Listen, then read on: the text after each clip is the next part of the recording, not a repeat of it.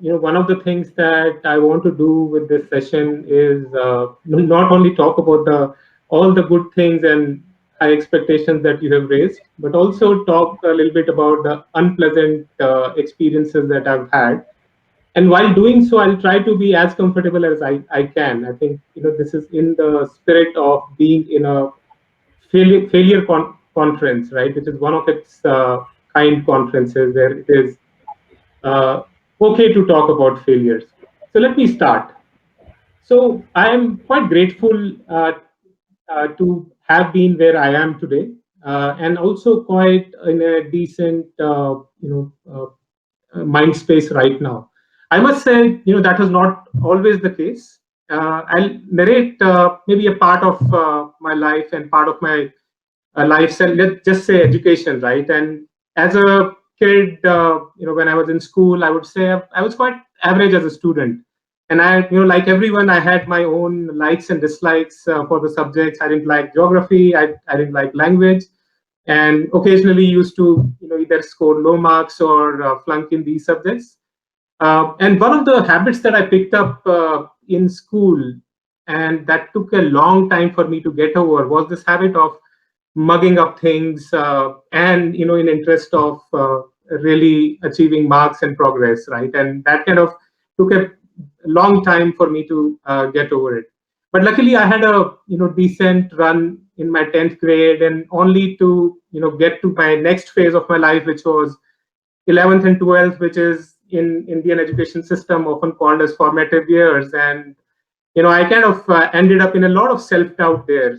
But I consider myself lucky to have gotten seat in engineering college. And in engineering, I picked up production and mechanical engineering. And uh, I think 2 years into my engineering, I realized I was not doing well in two subjects, which are supposed to be the foundation of the mechanical engineering path that I had chosen.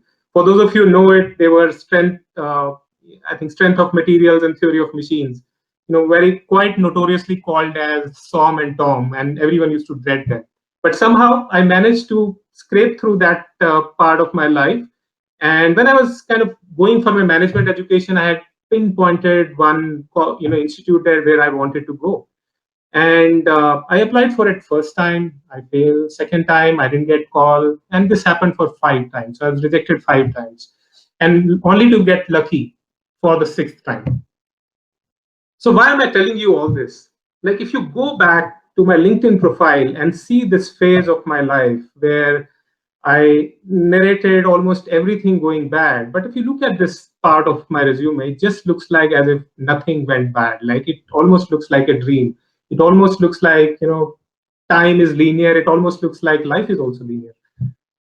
But for those of you who, and which is almost all of us who have experienced life a little bit, you know that our education isn't linear ever. Our progress in projects which you have done in the past, which you're doing now, which you'll do in the future, it isn't linear ever. Our work experience isn't linear ever. Our relationships are not linear ever. Our entire existence isn't linear ever. But but why the hell do our resumes have to always be linear? I think resumes are a fantastic document. They talk about a lot of good stuff that we have done and achieved in life, and we try to project the best things about ourselves, how fast we have progressed in our lives. But what the resumes don't tell is a our building blocks, our foundational elements. How we have reached where we have reached. What we call as milestone in our lives. And this is the aspect that I'm going to be questioning in this session today. And in doing so, I'd like to also introduce some of the motivations and how I get to the realization that I'm going to be sharing today. But let me step back a little. One of the CEOs that I had privilege of working under and in his leadership was former CEO of Citrix, Mark Templeton, an amazing leader. And one of the things that he said in the conferences stayed with me. And what he said was, whatever you do, you leave it better than you found it. And this things kind of became a mantra for my professional life. And in essence, if you think about this statement, this is all about all the jobs that exist on the planet. this is the essence of all the jobs, right? We are trying to really become, make something better. And I had a privilege of speaking with Mark and about careers, and one of the things that he told, that path to top is never linear. The path to top is always zigzag. What he was meaning was that all the careers that we undergo, we cannot reach path just by following a career path. Maybe that's a different discussion for a different time. But anyone who reaches top knows the ways to hack the ladder. And he went on to say that a lot of people will have facts and information, and which is what we try to project, we try to show in our resumes. But I'm looking for wisdom, and you gain wisdom majorly by undergoing failures, by learning from failures and turning them into experiences and turning them into advantage. And he said he looks for scars while hiring, and scars are the ones that makes us eventually the kind of human beings that we end up becoming. And I don't think I'm the first person who is saying this, neither I'm going to be the last person who is saying this. That's if you look at the way we design our resumes and think, a lot of people think about success that it is a straight line going towards the north, whereas in actuality, I think all of us know it is a jumbled path. It is not a linear path. It is something which is totally messed up sort of a path that we end up taking.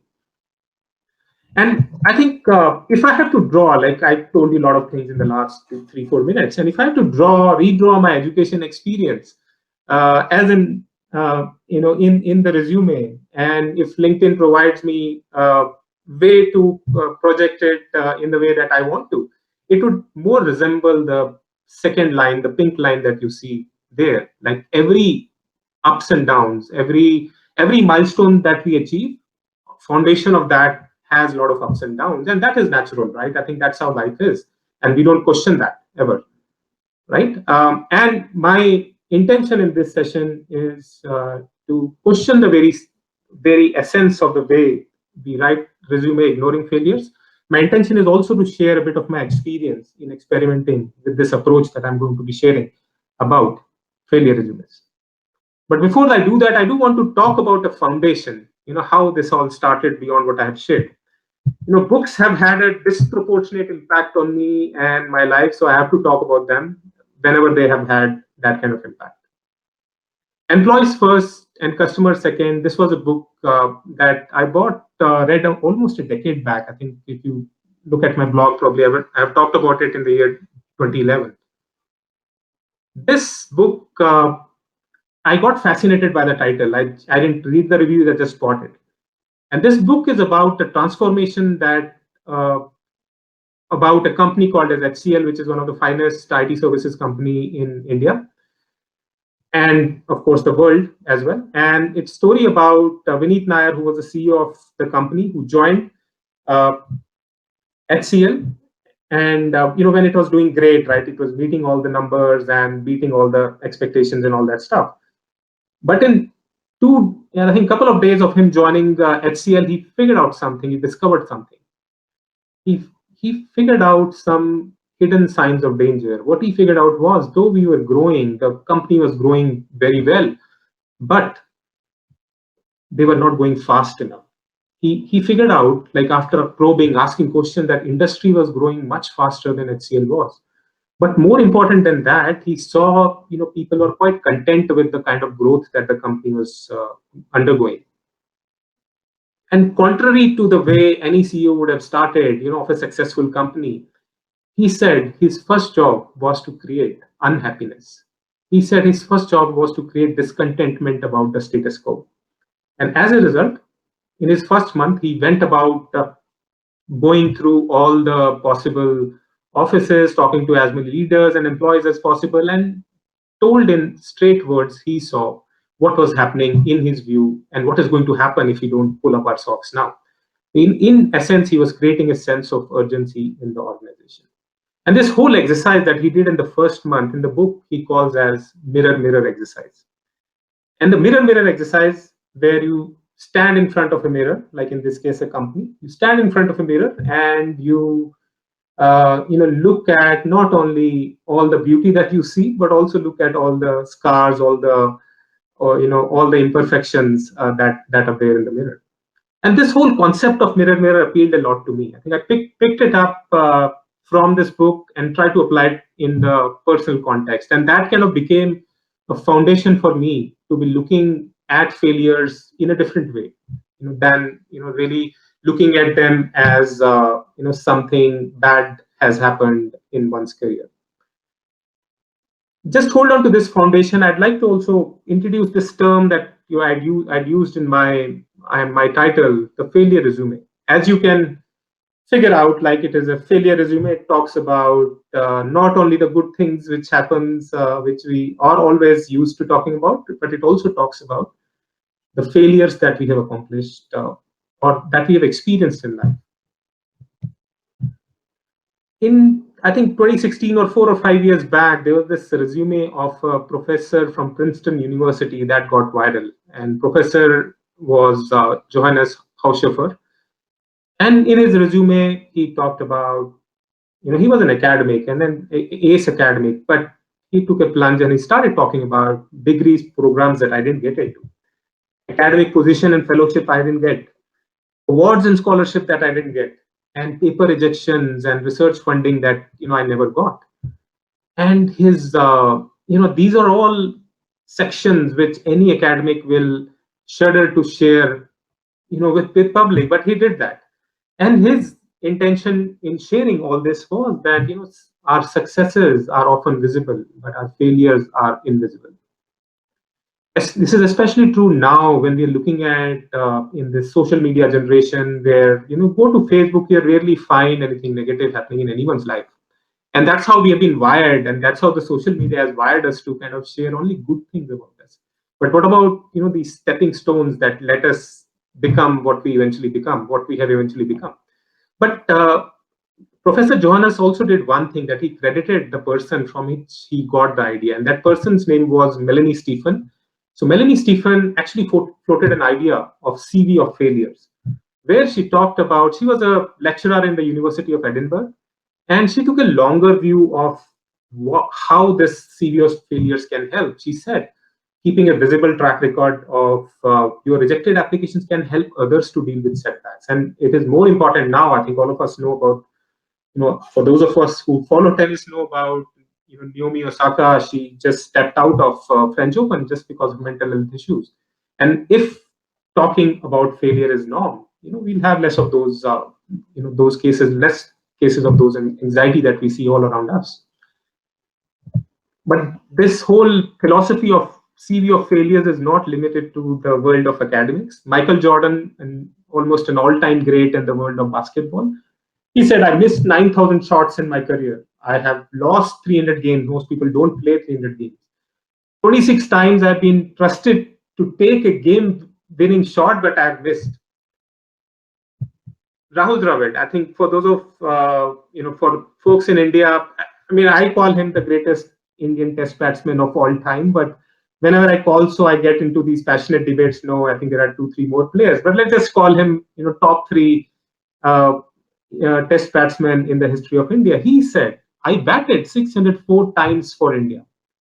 I did not cross 50 runs 410 times out of those innings. 410 is a big number, and 50 is a milestone, which is usually treated as you can say it as a mini success, that batsman is doing well. He said, I failed a lot more times than I succeeded, and more failure than a success.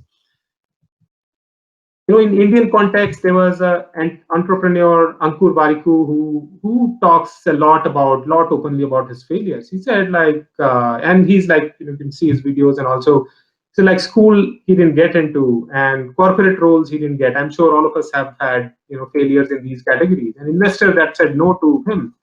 But more interesting part of his resume for me was the other failures that he experienced, which is, he used to enjoy coding in school, but he gave it up for no reason whatsoever. He, have not been able to gift his parents a vacation for 5 years now. And whenever his son draws him, he says, I have a mobile phone in my hand, something even I am guilty of. and I am an expert at nothing. And if you look at it, like scars all over, but this is what it is. Like this is look at like Elon Musk. You talk of scars, you look at Elon Musk's failure resume. Like it's like a cult figure revered upon. But every stage, every year, he has had a major failure that he had to accomplish to reach where he had. Unsuccessfully applied for job at Netscape and ousted as a CEO of his own company, Zip2. And his first PayPal product, and PayPal, mind you, the company which is still around, this feedback is from 1999 when it was voted as 10 worst business idea, and this company is still around, built on the foundation of failures. And ousted for his own company, PayPal, and I think a lot of, I didn't like put all the aspect of his failures, but this list kind of goes on and on. I've talked about almost everyone else. What about me? So, one of the things that I did 4 or 5 years back, I'll come to that story in a bit. But I kind of, in the interviews that I was attending, I started to put started to make my failures explicit, and this is how it looked. One of the things that I want to call about, like one of the, my work outputs that came out of the last 2 3 years of work while working with the innovation group, was that I got to experience being a part, being a patent owner, and got to experience successful patent filings. Before you read too much into that, I think anyone who has access to innovation sort of a group, and anyone who has access to a proper patent process will know that it's not a very very significant thing to achieve. But to me, I think it was because from where I came from, it was still something that I never imagined I'll do. But the point, I had in total around 16 patent filings. But the point is not that. Before this meeting, I just went ahead and looked at my Excel sheet where I maintain the list of all the patents that I've done, and my count of patent application was 31, which means I have failed in getting my patent approved equal number of times that I succeeded. My point, the message there is that once you know that you're on the right track, despite some of the speed bumps that you experience, it is important to go ahead and continue the journey. And the journey is a destination, basically. And talking about why you should consider having a failure resume, I think in my experience, just to share, I think 5 6 years back, I picked up I was working to bring a pivot in my career, and one of the opportunities that I got fortunate to create for myself was that I figured out some gaps in the organization, and I created a role around it. And I convinced the leadership that we need to have a formal role to fill up these gaps. And since and then I sat for the interviews for that particular role. And my chance for getting interview came after a lot of external candidates were interviewed. And when this interview chance came, I wanted to introduce my failures as a part of my resume. And I spoke to a few trusted people in the organization that and who I used to trust and follow. I said, like, I'm trying to do this. I said, like, it's such a bad idea. And they were outright in their thinking to say that you should not do that. And primary reason they were saying that is because I had stayed in this organization long enough, and some of the things that I'm going to be calling as failure, I would have been given credit for them at some stage that I was involved in doing that. But I went ahead with my gut. I in not only this interviews, then a couple of more interviews that I attended later on, that these days resumes are compact, so I had 3 pages. One of them was the failure resume, the kind of one that I showed a few slides back. How did it help? I think one, all of you may agree that building trust is it takes years to build trust and only a few seconds to break one. But what if you are in a situation in an interview and you have very short time to build trust, especially in a leadership role? How do you do that? And in this case, unintentionally, I found me coming out open with my failures helped me to build this trust with the interview, in which a person acknowledged. So trust is earned when action meets word. In this case, the action was really the act of putting the failures in the semi-public domain, in which, in the organization context. I think simply it's liberating. Why should you create? It's liberating. I think if you are set yourself in a position to talk about your failures openly, the truth sets you free. I think truth sets you free. So that's what I experienced in these interviews. I didn't have any baggage to carry. What if this person finds this thing about me? Nothing like that. Conquer our fear of failure. One of the things, if I recall my first interview, which was in the mechanical domain, I went, like, I prepared for 2-3 days, and I recall my preparation vividly. In these 2-3 days was, how can I avoid the interviewer knowing about my weaknesses? I feared failure. And I was thrashed in that interview. That interview I cannot forget, because I could not speak beyond yes or no, and then I had to just come out almost in a state to forget what happened. So don't fear the failure. I think having a coming face to face with your failures help you deal with the deal with the fear of absence of progress. And why I call progress, because it's not only about act of putting your failures in a resume, which is a one-time act, but it's the whole process of building the failure resumes, being in comfort with your failure, which is a fuel to achieving progress. I think being authentic, and more so with yourself, fuels the progress. Being fearful always slows it. And it's important to build self-awareness in the spirit of the mirror exercise that I talked about. So self-awareness does not stop you from making mistakes. It allows you to learn from them. And not only boils down to sharing your failures, it also boils down to the process of dealing with your failure on a day-to-day or on a timely basis. One of the interviews that I sat with, the organization's core value was, and I think values are very important to the growth of the organization. One of the organization's core value was courage. And since I had the courage to have my failure resume out in front in the interview process, I didn't have to prove my courage, and I didn't have to even use the word courage. And it was all there to show for the interviewer. And this was an unintended benefit, because I didn't know about it. So being brave is not being unafraid, but feeling the fear and doing it anyway. Feeling the fear and doing it anyway. And this is what I experienced in my life, in my professional life. Having a comfort with the failure, having the guts and conviction to talk to your failures is important, and it helps you in many ways. Coming to an important point, how to write, and probably the last section of my presentation, how to write a failure resume.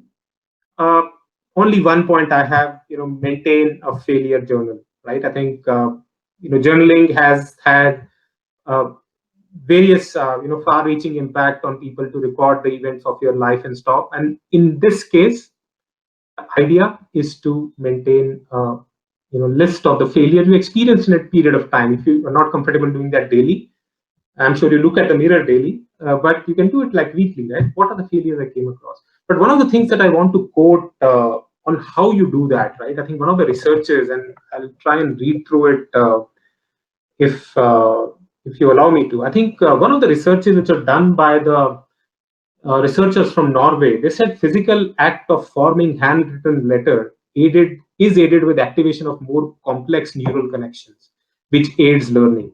And even act of typing a keyword induces some motions, but they are very consistent in nature. I think, being a graphologist myself, I can vouch for it. But if you don't believe me, I'm quoting a research here, and which it says that if you are in act of writing things, and we should never leave that, despite how digital we go, it creates a positive connection with the brain. And that same thing with the failure journal. Even though digital has its own benefit, it makes things searchable, but writing the stuff really makes that deeper connection with the brain. And this is what I experienced.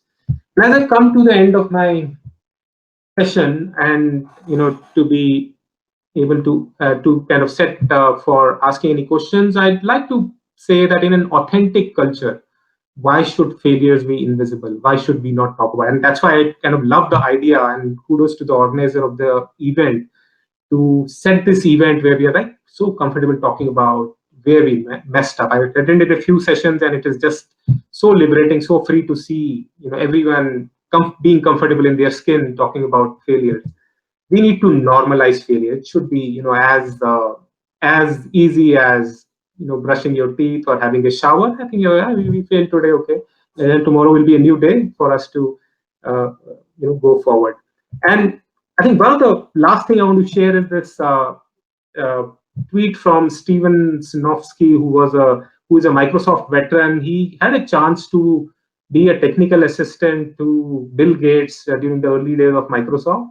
And recently, he put a tweet saying that my performance review, right? I think the performance review has put it out all in open for everyone to see. And what he says is, and if you ask me what next after failure resume, I think why not, like talking about your performance reviews in open. It sounds as radical as it may, but and people are doing it. Last question that I leave you with: would you consider building a failure resume? And you don't need to answer me in person, but if a chat window, you can just put your answer, whatever it may be. I think don't be afraid of saying no as well. I think I'd love to hear that. And with this, I'd like to open it up for Q&A, and I believe for that, do we do the live Q&A, Lalit? How do you? Yes, yes, sure. So first question is, how do you demonstrate courage in difficult situations? Could you please elaborate on that? I think courage comes in various forms, in my opinion. But I think uh, one thing that I have realized is that you cannot plan for a situation where you will show courage. I think it is a trait which is inbuilt, which comes out when you are faced with situations. But in my experience, it is something that you build little bit, 1% sort of every day. And how do you build courage in a different situation? I would difficult situation. I would associate that more with the concept of being authentic with yourself, right? I think it is important to be comfortable with your skill, and it's important to have a conviction on the idea. If you're faced with a difficult situation and you want to back an idea which the rest of the world is against, it is important to kind of have that authenticity, have that very strong point of view before you go all out and say that I don't agree with what you're saying, and this is the way we should prove. This is how I'd like to quickly sum up the whole idea. Mhm. There is another question asking about resilience. Like, if you are stuck in a shaming culture where you are criticized and ridiculed for failing, how do you cope up with this as a person? Yeah, I think two things. I mean, one thing I'd like to mention is the whole act of failure resume, which was the center of the presentation today. And I think it was not only about how organizations judges you; it is also about in any interview, in any conversation, you are also judging the organization. If I come across an organization which shuns the idea of a failure resume and mocks it, I know I don't have to be in that place, which means Yeah. that I'm avoiding being in a situation where things are happening. But if you are in that culture, it is important to be looking forward. There are different reasons why you would want to continue with the job, and sometimes for a time being in that culture for a long period of time. And it's important to be like having a support group and talking to them regularly about what you are facing. I think most of the time people go in a shell, and I'm not like suggesting radical ideas, leave the job and do something else, because it's not always possible. But it's always within our control to build a support group who we can speak to, whether it is online or in person, and just get the thing out. In other thing I'd like to say, which I mentioned sometime back, the whole act of writing your discomfort and feeling, that helps in a long way to deal with the situation. Anush, does it not make you vulnerable? What if, you know, people take disadvantage of showing you exposing or I mean, for me, it's a very brave act. It's a very brave act to be authentic and sharing it openly. But what is your opinion about the disadvantages that could come with it? Yeah, I think I'll tell you one thing, and that is purely based on experience, not backed by data. The people who are wired to take disadvantage of you, they'll anyway take disadvantage of you, whether you tell your show your failure resume or not. Right? I think you are, there are always bad apples, right? You cannot like avoid them. It is only a way, only with the tact that you figure out a ways to deal with it. And I think the act of sharing, I'm sure it is not, even in my experience, it was not taken equally by all the people. I think few people I told you, who Mhm. kind of discouraged me not to do that, and I'm sure those folks who would have seen anyone sharing it, they would have felt otherwise. But I think I'll take it with a pinch of salt, right? I think Mhm. anything you Mhm. try to do, there are going to be good actors and the bad actors, so you've got to deal with that. Good. Thank you so much, Anu. That was very realistic and very